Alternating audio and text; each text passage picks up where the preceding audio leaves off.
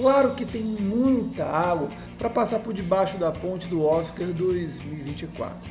Porém, nesse momento inicial da temporada de premiações, 3 filmes surgem como favoritos: Oppenheimer, do Christopher Nolan, Pobres Criaturas, do Yorgos Lanthimos e Killers of the Flower Moon, do Martin Scorsese. Nesse vídeo aqui eu falo sobre os pontos fortes e fracos de cada um deles. E no final, faço minha previsão inicial de quais serão os 10 indicados ao Oscar, pelo menos nesse momento.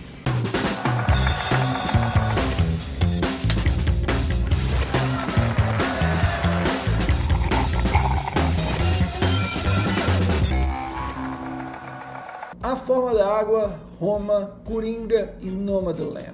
Juntas, essas 4 produções ganharam 12 estatuetas douradas, incluindo 2 de melhor filme. Essa turma também venceu o Leão de Ouro, o prêmio máximo do Festival de Veneza. E em breve, Pobres Criaturas deve se juntar a esse time, após ter vencido Veneza nesse ano. Assim que foi exibida, a produção dirigida pelo Yorgos Lanthimos se tornou a favorita instantânea. A crítica especializada foi só elogios a Pobres Criaturas. Das áreas técnicas, como figurino, direção de arte, passando pelo roteiro, até chegar nas atuações, especialmente da Emma Stone, e na direção do cineasta grego. Houve até quem já o rotulasse como um clássico, tamanha a empolgação de quem já viu o filme. A conquista do Leão de Ouro, somada ao hype obtido tanto em Veneza como em Telluride, aonde a produção foi exibida também, colocaram esse status de favorito em Pobres Criaturas para o Oscar 2024. E isso é o famoso caso da faca de 2 gumes. De um lado, é bom porque você já se posiciona forte para a corrida. Por outro, você se torna antecipadamente um rival a ser batido. De qualquer maneira, Pobres Criaturas hoje se coloca como candidato natural e principal da Searchlight Pictures nesta corrida rumo ao Oscar. E vale lembrar que o estúdio está mandando muito bem na academia. Das últimas 15 edições, venceu 5. Quem Quer Ser um Milionário, 12 Anos de Escravidão, Birdman e, vejam só, A Forma da Água e Nomadland. E como se não bastasse, os principais candidatos do filme estão muito fortes. O Yorgos Lanthimos em direção, a Emma Stone em atriz, o Mark Ruffalo em ator coadjuvante e também roteiro adaptado. Depois da vitória de tudo em todo lugar ao mesmo tempo, não vai ser nem um pouco difícil a estranheza do cinema do Yorgos Lanthimos acabar conquistando esse Oscar. Se a Searchlight Pictures está mandando muito bem no Oscar recentemente, o mesmo não dá para dizer em relação à Universal Pictures. O estúdio, nos últimos 20 anos, só venceu uma vez. Foi em 2019, com Green Book. Porém, eles querem mudar o jogo com a superprodução Oppenheimer.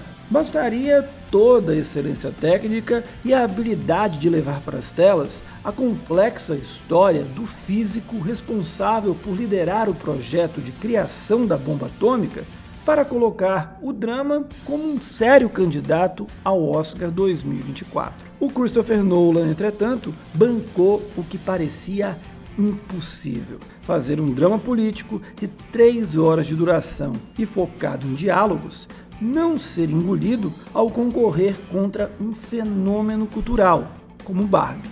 O resultado foi Oppenheimer conseguir arrecadar ao redor do planeta 900 milhões de dólares e ser com isso a 3ª maior bilheteria do ano. O feito é daqueles que a academia e a indústria aplaudem de pé, especialmente pela produção não ser uma continuação, remake ou filme de uma propriedade intelectual qualquer. Como eu já falei aqui num vídeo em relação especificamente a Oppenheimer, a produção do Christopher Nolan tem tudo para ser uma das líderes de nomeações, a quem aponte 12 indicações certeiras, e também tem ótimas chances de ser um dos maiores vencedores da noite, especialmente por conta das categorias técnicas. O risco maior para Oppenheimer está nas categorias principais, onde vai travar duelos gigantes em roteiro adaptado, ator coadjuvante com Robert Downey Jr. e também ator principal com o Cillian Murphy. O que talvez possa impulsionar uma vitória a melhor filme é em direção, em que a Universal Pictures pode utilizar a narrativa de que chegou a hora de premiar o Christopher Nolan, um diretor muito popular, ainda que divisivo e bastante obstinado, lembrando o James Cameron, lá em Titanic. O terceiro e último favorito ao Oscar 2024, pelo menos nessa etapa inicial, é Killers of the Flower Moon. Afinal de contas, uma produção que reúne o trio Martin Scorsese, Leonardo DiCaprio e Robert De Niro nunca pode ficar em segundo plano. A passagem no Festival de Cannes foi consagradora, com unanimidade entre o público e crítica. Houve, inclusive, quem lamentasse a produção não ter disputado a Palma de Ouro, pois as chances de vitória seriam altas. Certamente, Killers of the Flower Moon estará em muitas categorias técnicas do Oscar, assim como desponta forte em atriz coadjuvante com a Lily Gladstone e principalmente roteiro adaptado, o que poderia render uma nova estatueta ao Martin Scorsese. Killers of the Flower Moon ainda toca em pontos importantes da história dos Estados Unidos, especialmente a relação sanguinária com os povos originários.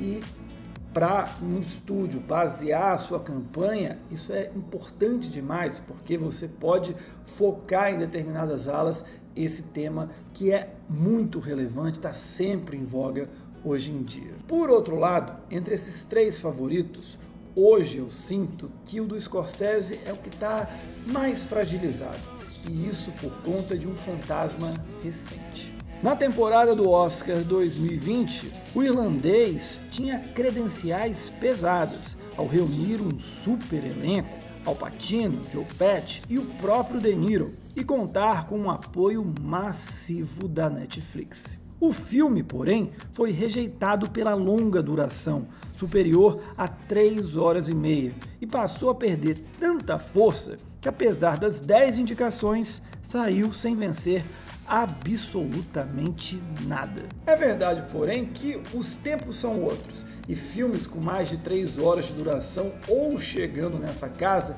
já não assustam mais tanto o público, porque estão sendo lançados em maior quantidade do que na época de O Irlandês. Então, Killers of the Flower Moon vai testar a sua força agora em outubro, quando chega aos cinemas do mundo inteiro, e o hype deve crescer junto com ele.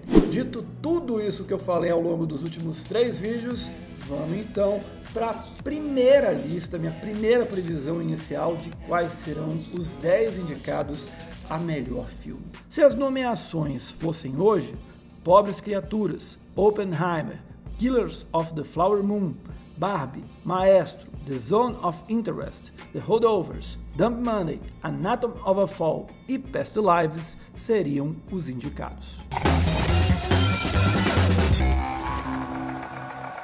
Gostou do vídeo? Então curte, compartilhe, claro, se inscreve e ative as notificações aqui do canal. Na sexta-feira que vem eu falo sobre as previsões iniciais para o Oscar 2024 de melhor direção. Tem Scorsese, Greta Gerwig, Nolan e muito mais. A gente se encontra, até lá, tchau!